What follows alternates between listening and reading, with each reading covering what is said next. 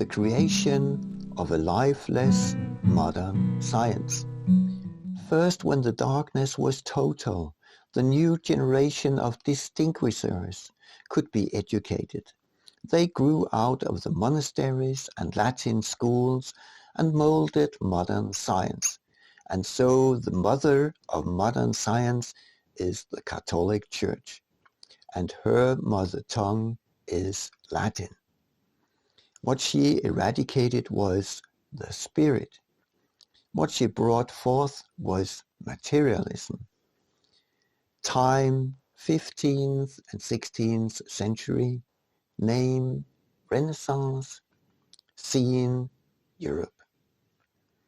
As the Church lifted the heavy lockdown on the Western societies, lots of people got enrolled in the cast and took part in the creation of modern science. A few famous names should be mentioned, like Galileo Galilei, Isaac Newton, and Nicolaus Copernicus. Characters like Raphael, Leonardo da Vinci, and Michelangelo overshadowed the period with their artwork of eternal value.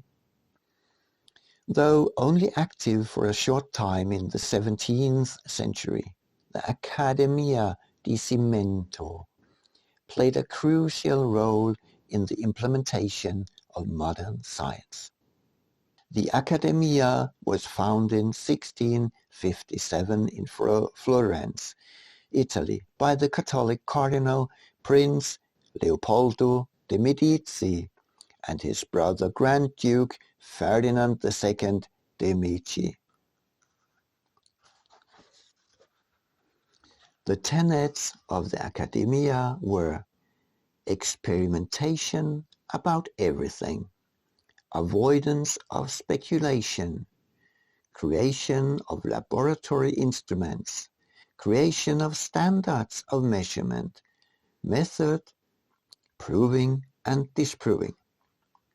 Modern science experiments with everything void of any empathy or responsibility. Is it possible to create a nuclear bomb? Well, then it is done.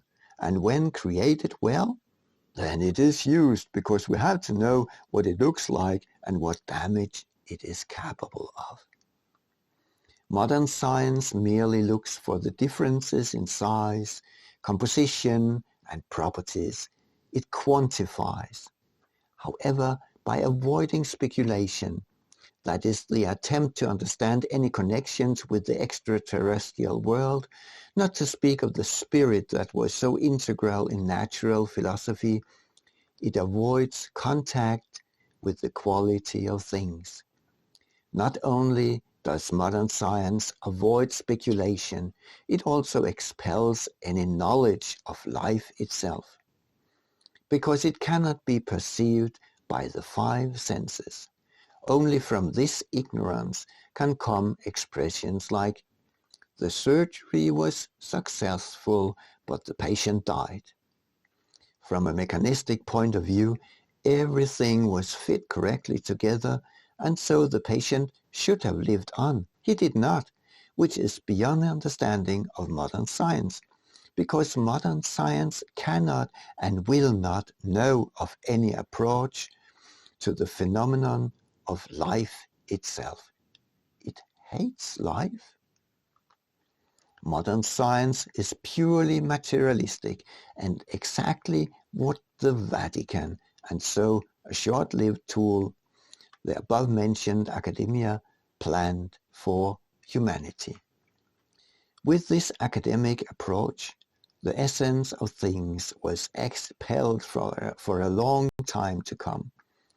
Rudolf Steiner, as a modern proponent of the scientific work of the natural philosopher Johann Wolfgang Goethe, and of natural philosophy as such, expressed it thus 100 years ago when speaking to a group of scientists.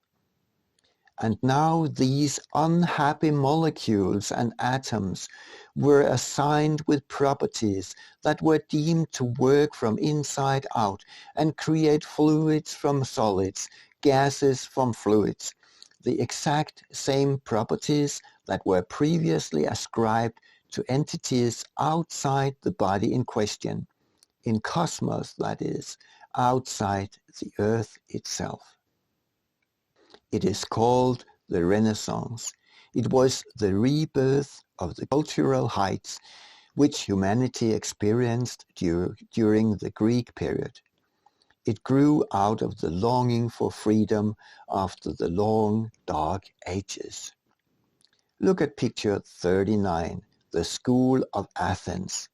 It is a magnificent painting by Raffaello.